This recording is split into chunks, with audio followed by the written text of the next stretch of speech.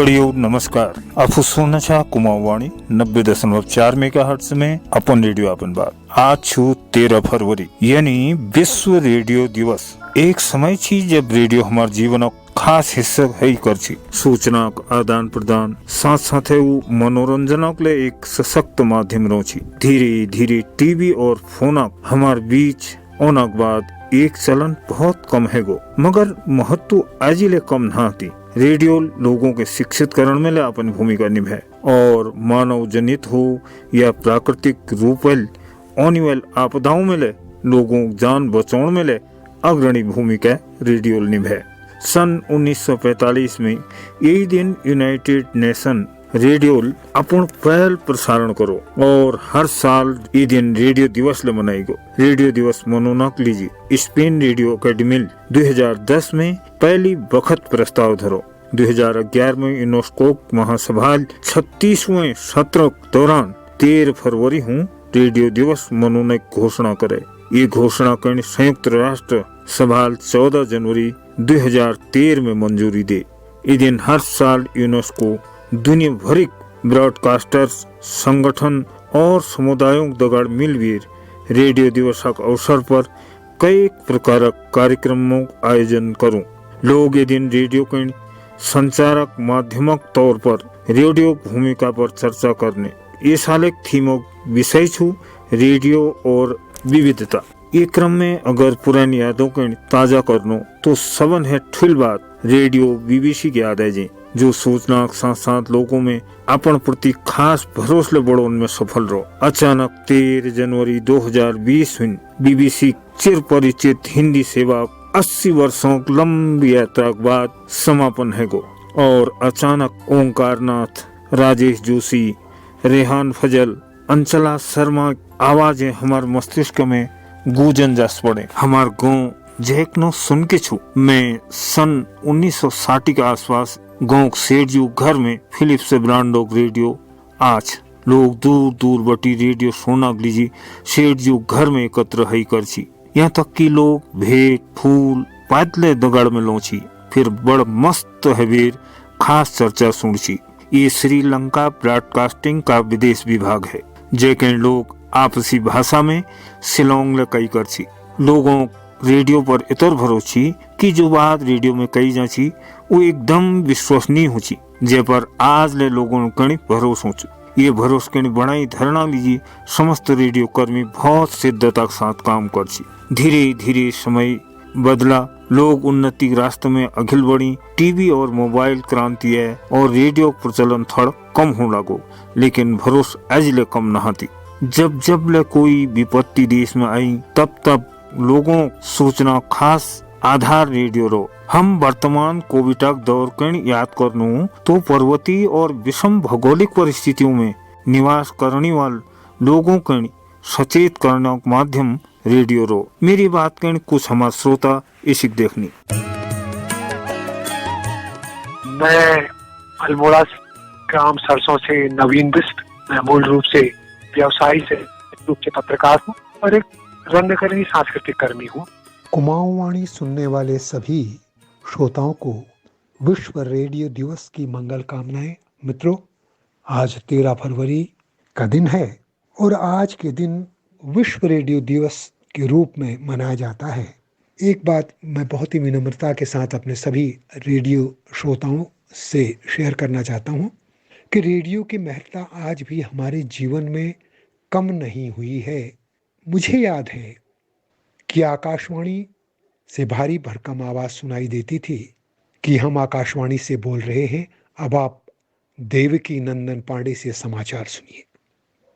या आप सब कई मित्रों को याद होगा कि अमीन सयानी की आवाज़ गूंजती थी और सारे लोग गांव हो शहर हो बिना का गीतमाला सुनने को एकत्र होते थे। तब रेडियो कम हुआ करते थे। तो आज तो हमारे हर हाथ में रेडियो है और जो आकाशवाणी में है तो इसको आप हम लोग अपने जो दूरदर्शन के जो कार्यक्रम है उसमें अलग से एक रेडियो का उसमें भी हम सुनते हैं, तो इसकी महत्ता कम नहीं हुई है। कई मित्रों का कहना है, मानते हैं कि रेडियो लोग कम सुन रहे हैं, लेकिन आज भी तन्मयता से महानगरों में आप देखेंगे तमाम रेडियो चैनल खुले हैं। आप देखिए, आपके सामने उल्लेख है कुमाऊवाणी, और कुमाऊवाणी की पहुंच यही नहीं, पूरे उत्तराखंड में गढ़वाल में है, जहाँ जहाँ एफएम सुनाई देता है तो वहाँ इसकी पहुंच है और हमारी बात वहाँ तक पहुँचती है, हमारी लोकवाणी, लोक भाषा में ये तमाम चीज़ें हैं। तो मैं एक बार पुनः आप सभी को इस दिवस की मंगल कामना देता हूँ। पुनः विश्व रेडियो दिवस की सभी को मंगल कामनाएं।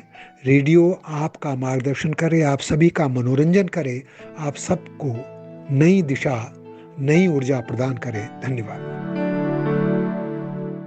नमस्कार, मैं अनिल बेनवाल नैनीताल के प्रसिद्ध सांस्कृतिक संस्था आयाम मंच नैनीताल से जुड़ा हुआ हूँ। इस क्षेत्र में मैं 25-30 वर्षों से निरंतर संस्कृति और सांस्कृतिक कार्यक्रमों से जुड़ा हुआ हूँ। इसके अलावा कविताएं लिखना और लेख लिखना यह मेरा शौक है। मैं आप सभी को रेडियो दिवस की बहुत बहुत बधाइयाँ देता हूँ।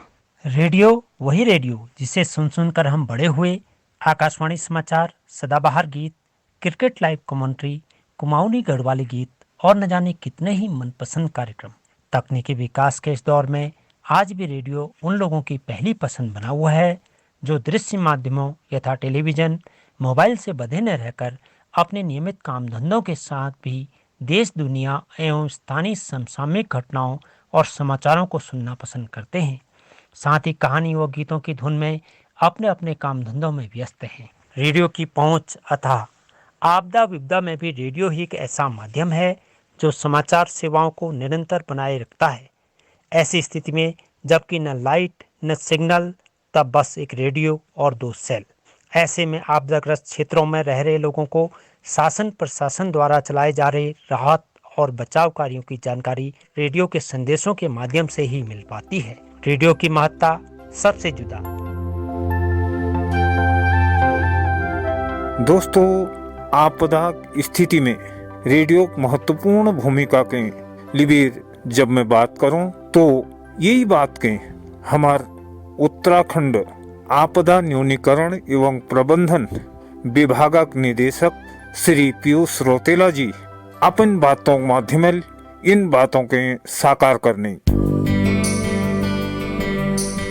आज रेडियो दिवस है, तो रेडियो दिवस की सभी श्रोताओं को बहुत बहुत शुभकामनाएं। और हमारा कुमाऊवाणी चैनल काफी अच्छा कार्य कर रहा है, तो उनको भी, सभी लोगों को, उनके जितने परिवार के सदस्य हैं उन सभी को हमारी तरफ से शुभकामनाएं। रेडियो की अपनी एक पहुंच है, उसका एक अपना श्रोता है। काफी बड़े क्षेत्र में सूचनाएं का आदान प्रदान किया जाता है रेडियो के माध्यम से।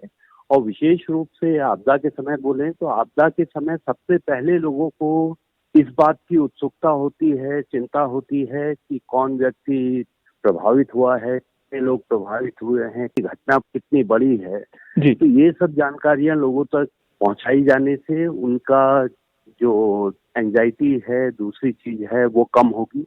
आपदा के उपरांत कहाँ राहत मिल रही है, कहाँ पे राहत शिविर हैं, लोग किसे अप्रोच करें, कहाँ जाएं, उन्हें कितनी राहत नियमों के अनुसार मिलनी चाहिए, इसकी जानकारी लोगों तक पहुंचनी जरूरी रहती है। और साथ ही साथ वो क्या करें और क्या ना करें, जो कि बहुत ज्यादा जरूरी है आपदा के पहले भी जानना लोगों के लिए, और आपदा के बाद भी कि कौन कौन सी ऐसी चीजें हैं जो वो ना करें, जिससे किस तरह से काम करें, किस तरह से क्या ना करें। तो ये सब जानकारियां रेडियो के माध्यम से जनमानस तक पहुंच सकती हैं। बीच बीच में कई बार चेतावनियां रहती हैं, दूसरी चीज रहती हैं, तो वो चेतावनियां लोगों तक समय पे पहुंच जाएं। तो इन सब में रेडियो का बहुत बड़ा योगदान हो सकता है। पहली चीज है कि हर जगह तक टेलीविजन या नेटवर्क नहीं हो सकता है। आपदा के बाद बिजली उपलब्ध नहीं हो सकती है, सिग्नल उपलब्ध नहीं हो सकते हैं। ऐसे में रेडियो की बहुत अच्छी बड़ी भूमिका है। और रेडियो क्योंकि बैटरी चलित ज्यादातर स्थितियों में रहते हैं, तो वो हमेशा ही काम करते रहते हैं, तो उनसे सूचनाओं का आदान प्रदान बेहतर होता है। दोस्तों, परिवर्तन समय मांग छु, लेकिन आज हम जेल परिस्थितियों में छा एक श्रेय रेडियो कहीं जा। आज ले गरीब, वंचित, विषम भौगोलिक परिस्थितियों में जीवन यापन करनी यानी हासिया और जरूरतमंद लोगों साथ ही आज ले रेडियो छो। मैं अपन सभी रेडियो सुनने वाले श्रोताओं के रेडियो दिवस का मौके में हार्दिक बधाई दिनू किले की आपो आज ले रेडियो करनी जोन धरना लीजिए अपन सहयोग लगातार देते रहो। बहुत बहुत धन्यवाद।